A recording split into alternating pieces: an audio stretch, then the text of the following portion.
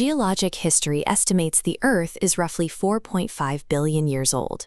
Yet the opening chapter of Genesis sequences the creation of the cosmos into 6 occurrences of the Hebrew word yom, or day. Reading these as rigid 24-hour solar days immediately collides with the geologic and physical record. However, Genesis 1 does not operate as a modern scientific ledger. Instead, the author utilizes a highly precise architectural framework to organize the events. To uncover the text's actual intent, we have to look past the modern timeline debate and examine the structural blueprint. The opening verse states God created the heavens and the earth. In biblical literature, this is a merism, a figure of speech combining polar opposites, to indicate totality. The text begins with the claim that God created everything. Verse 2 then introduces the starting condition of this material. The earth is described as tohu, meaning formless, and bohu, meaning empty.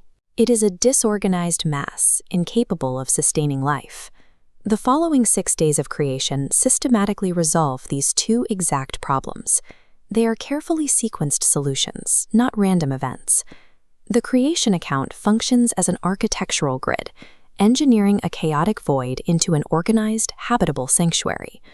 The first 3 days specifically target the formless problem. Order is established through the mechanism of separation, drawing distinct boundaries within the chaos. This grid maps the process. On day 1, light is separated from darkness, carving out boundaries for time.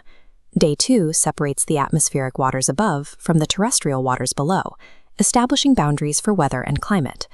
Day 3 separates the dry ground from the gathered seas, defining the physical, terrestrial boundaries. Day 3 also contains a second creation event. God commands the land to produce vegetation. The newly formed boundary now acts as a mediator, instructed to yield plant life.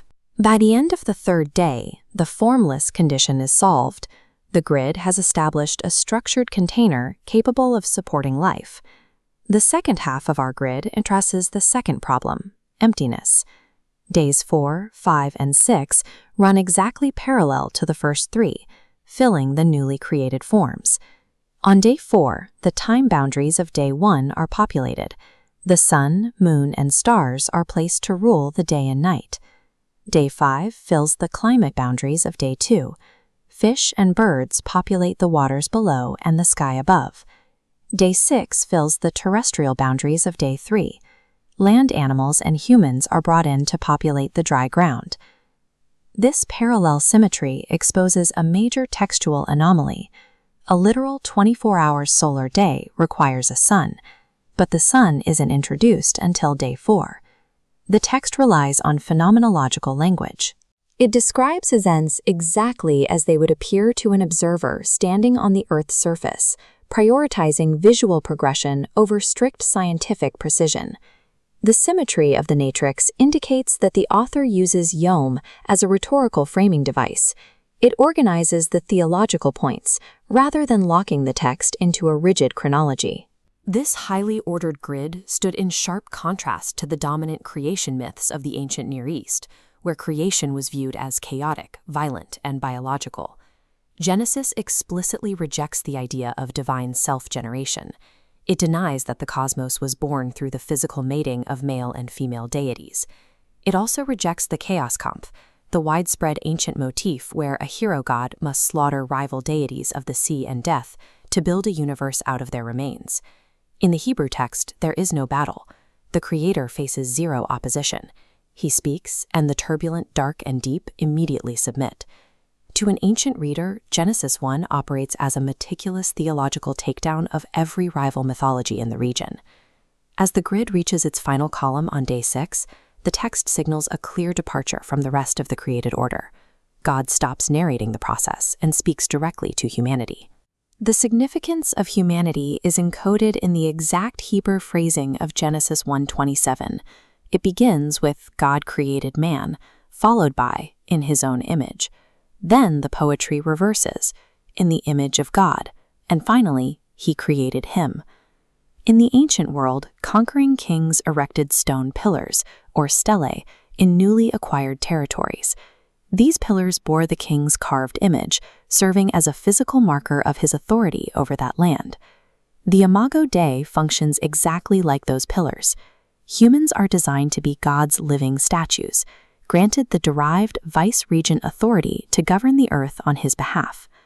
Surrounding nations believed only the king was a semi-divine son of the gods. The Hebrew text democratizes this royal authority, assigning it equally to all men and women.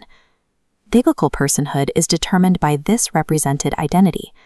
A human is valuable because they share a unique, authoritative relationship with the Creator that no other part of the architecture possesses.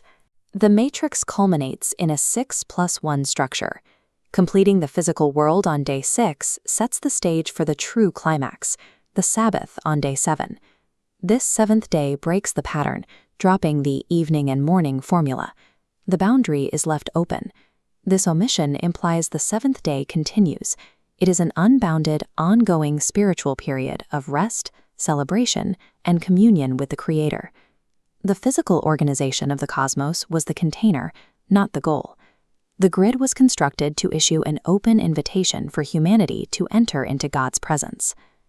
The narrative then pivots at Genesis chapter 2, verse 4, signaled by the Hebrew word toledoth, meaning generations or account. What follows is a complementary topical zoom-in that focuses exclusively on the events of the sixth day.